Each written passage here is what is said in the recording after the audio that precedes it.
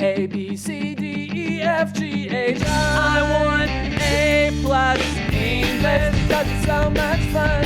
English education for you and everyone, so come along. Learn some grammar, learn a phrase, learn something new every day. Learn the A+ way. Hey, it's time to start the show. Are you ready? Good, 'cause here we go. A, B, C, D, E, F, G, H, I want A+ English.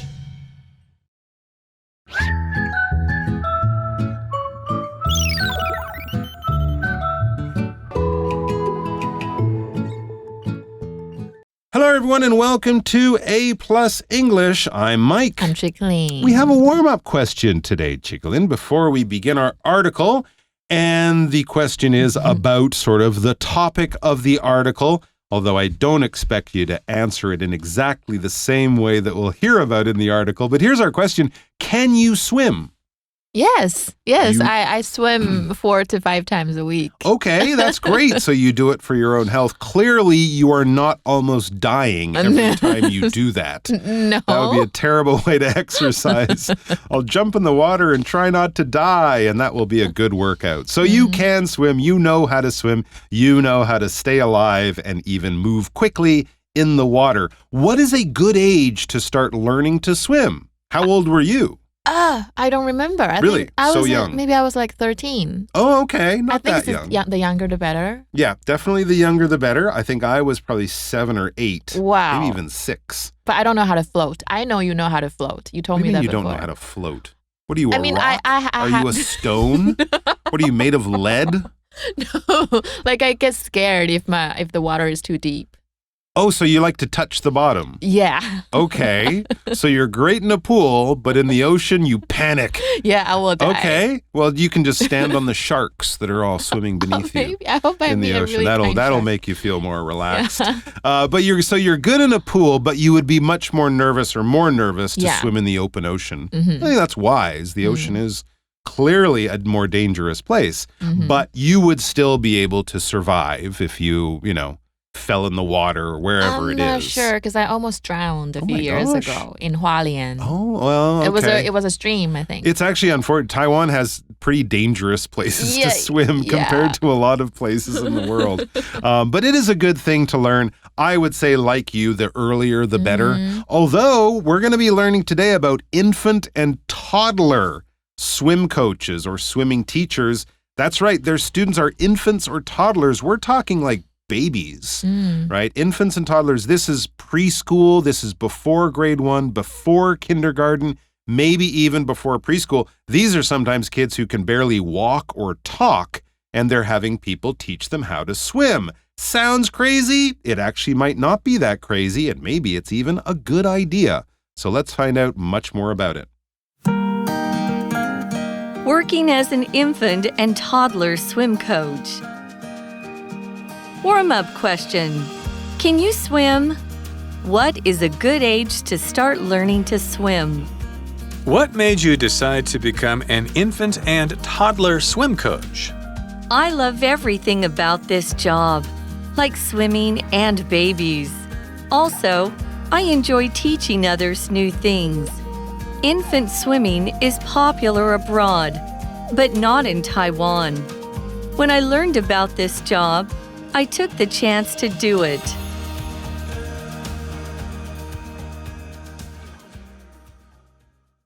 All right, back to the article. And so we have a question here because this article for 2 days will be an interview. We're talking to someone who is actually an infant and toddler swim coach. What an interesting job. And so we start with a question to find out when this all began for this person. The question is, what made you decide to become an infant and toddler swim coach? You could also just slightly change that to, why did you decide? All right. So, you could teach children, you could teach kung fu, you could teach painting. Why did you decide to teach infant and toddler swimming? And Tiffany, that is the name of our coach, has this answer. I love everything about this job, like swimming and babies. Well, that's good because the job mainly involves baby swimming. So if you really like airplanes and kangaroos, this is not the job for you. Yeah. Okay, so she really is interested in swimming. She loves swimming since she was a kid, maybe on the swimming team at school, that kind of thing. And she loves working with the young kids, the wee little babies. So here's a question for you. Can you swim well? I would say I'm decent. I'd say you're pretty good. Yeah. How far can you swim? Like when you go to the pool for your exercise? Like every day, 4 to 5 times each time, about a kilometer. About a kilometer? Yeah. Wow. And that takes you what, like half an hour, an hour? No, but about 45 minutes. 45 minutes to swim about a kilometer. And you're not racing. No. It's like jogging speed while swimming. So it's for exercise. Okay. And how did you learn? Did your father just take you one day and throw you in the lake and say, swim, kid? That's how they used to do it. Actually, I'm not really sure. I think my neighbor taught me. Your neighbor? I kind of like learned it from here and there. Okay, but you never actually had classes at school? No, I never did. Local sports center. Okay, I did that in the summertime in Canada. Often parents will sign their kids up, when you're young and you'll go to... I remember it was really early and we would always be the first people at the pool, like 7:30. Wow. The water was so cold. I know, right? But, it's summer holiday and you're a kid, so this is lots of fun, even though it was freezing. But yeah, so I learned in a group with my classmates and friends from the neighborhood, so that's another way to do it. I guess a lot of people do that. Back to the article or the interview, Tiffany has this to add. She says, also, I enjoy teaching others new things. So she's just a natural teacher. Infant swimming is popular abroad, but not in Taiwan. It's true. Often people in Taiwan are a little more afraid of the water than they are in other countries and other cultures. And the idea of babies or infant swimming might be kind of new for people here. But yes, it's been something that's been going on abroad or overseas in other countries. It's been popular for more than a few years, so it's a good thing to try to introduce here. And then she says, when I learned about this job, I took the chance to do it. She wasn't sure she would be able to get enough customers and clients and kids, but she decided to try it out because if it works, great. She's one of the only people doing it, so that's cool. What's the difference between infant and toddler swim coaches and other swim coaches? It's important to give the babies a feeling of security. Any small change can influence them, like water quality and temperature. You must feel with your heart as well as see with your eyes.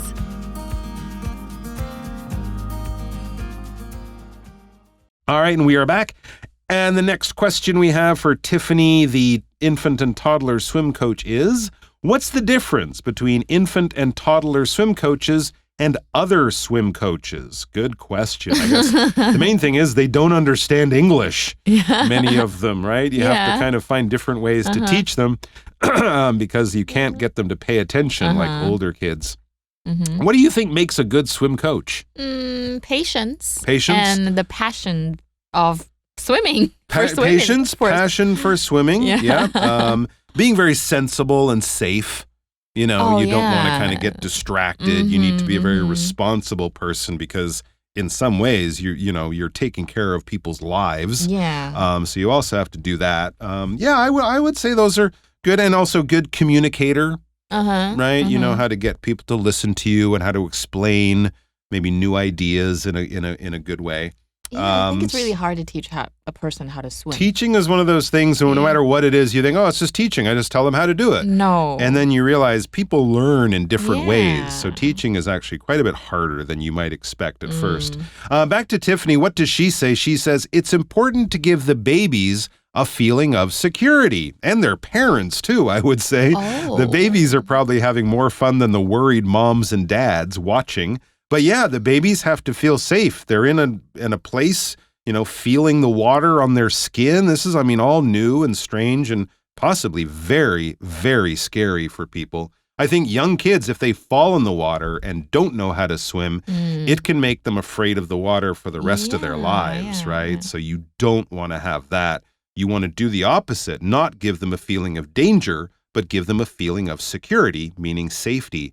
She says any small change can influence them, like water quality and temperature. Good point. Babies have sensitive skin. They have sensitive eyes. They put chemicals like chlorine in swimming pool water to keep it clean. The temperature can be too cold, as I explained, in Canada in the summer, or if it's too hot, too many chemicals, so things like that can definitely influence then kids, can cause changes in the kids. And a good teacher, a good coach will be able to, know that and know what to do. And then she says, you must feel with your heart as well as see with your eyes. Yeah, because they can talk.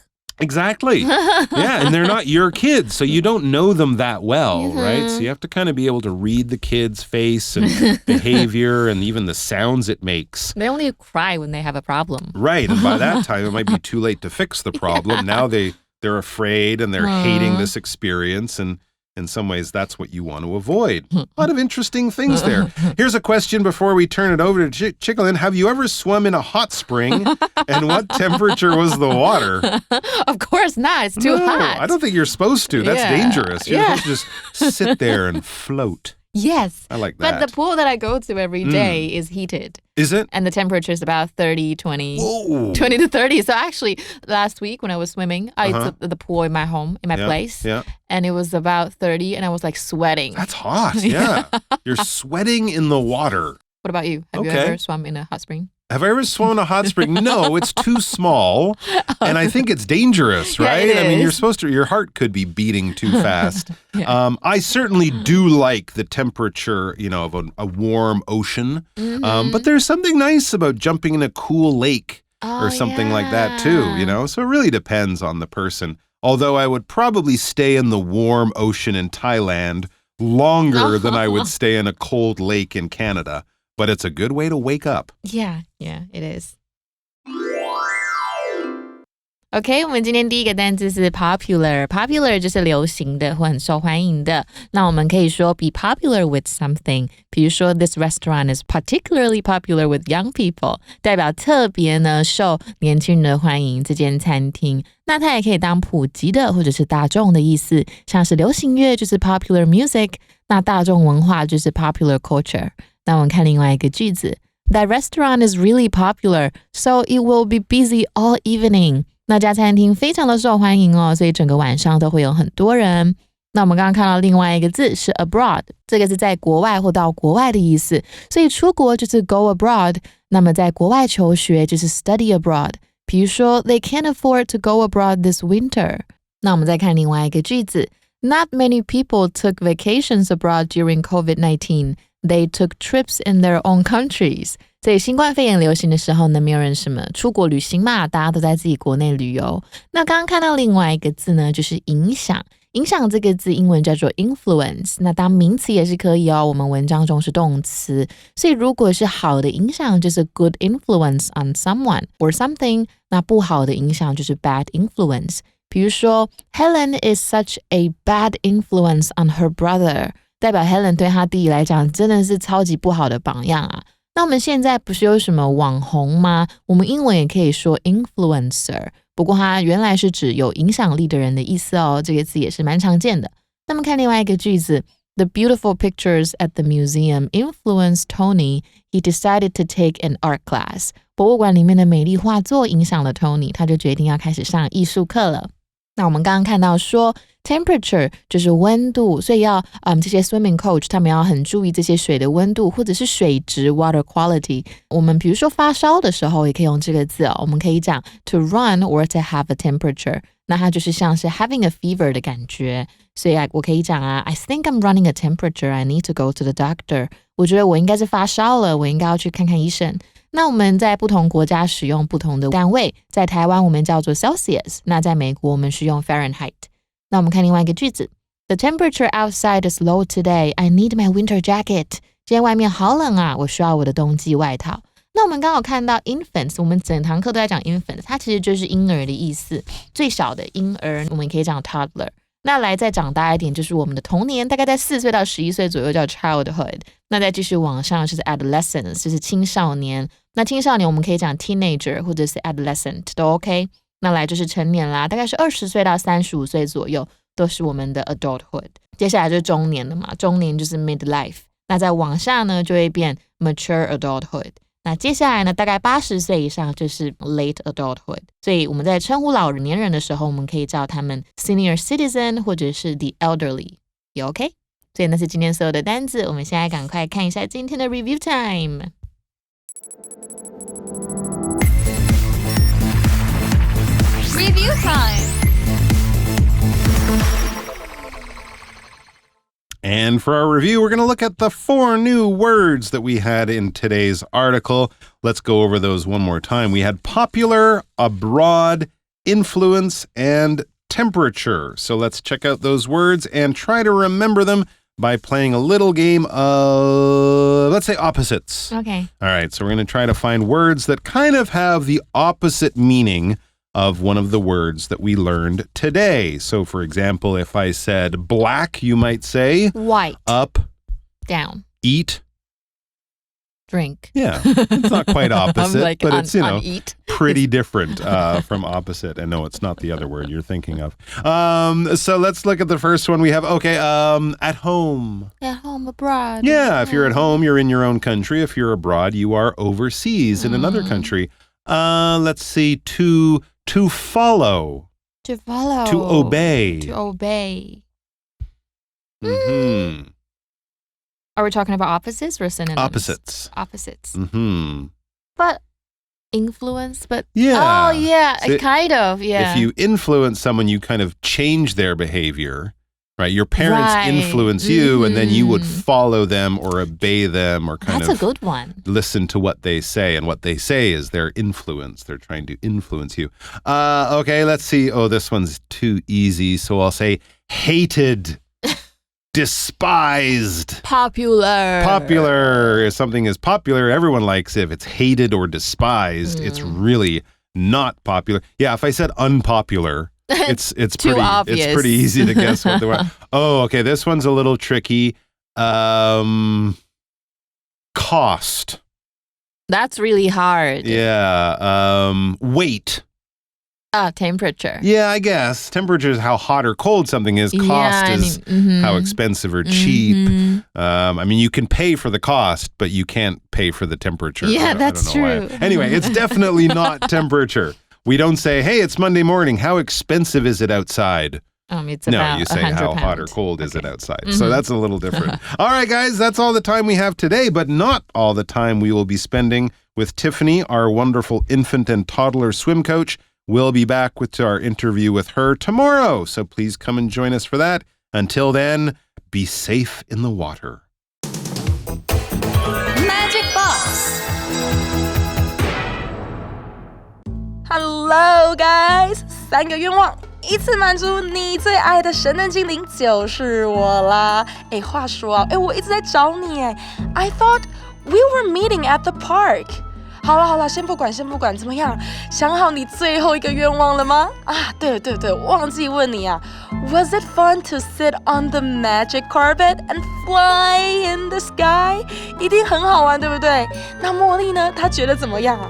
好了，天哪，我真的都比你兴奋了。不过呢，正事还是要做。今天呢，我们就来了解一下各式的地方介系词的用法吧。当你想要表达某人事物的位置的时候，就必须在句中用到这个地方介系词啦。这种介系词呢有非常的多种哦。我们先来看看这个常常搞混的 on、in、at。就像我一开始说的哦 ，I thought we were meeting at the park。对啊，我以为我们不是要在公园见面吗？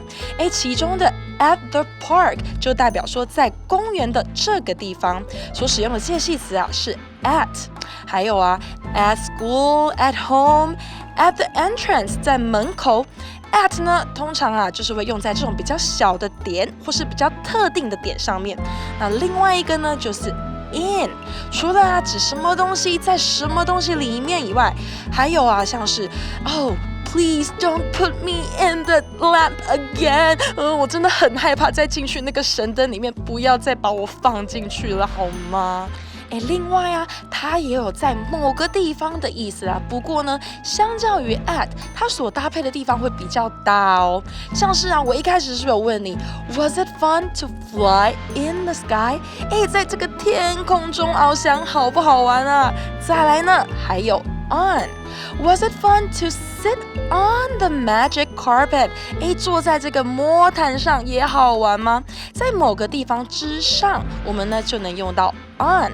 那如果啊，现在要说在某条街或是路上，我们也是可以用 on 的哦，像是 on the street、on 中山 road、something like that 等等之类的。Wait， 你说 it was also exciting to fly between the tall buildings， 在高楼大厦之间穿梭也是很好玩的事吗？听起来真的是很棒哎，没有错哦。Between 啊就有在什么什么之间的意思，而相信你呢，在这个天空中翱翔，在同时呢，也可以看到底下的所有的风景，对不对 ？You could see the view below。below 就是有在什么什么之下的意思哦。真的有太多的地方，这些系词都讲不完啦。同学们呢，可以好好想想还有哪一些哦。好啦，那现在告诉我，你想好你最后一个愿望了吗 ？What？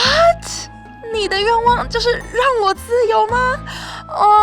天哪，真的是太感人了！放心，这个恩情啊，我永远会记住，好吗？当你需要帮助的时候啊，我记得我就在你身边了。I'll be right beside you when you need me, OK？ 再会了。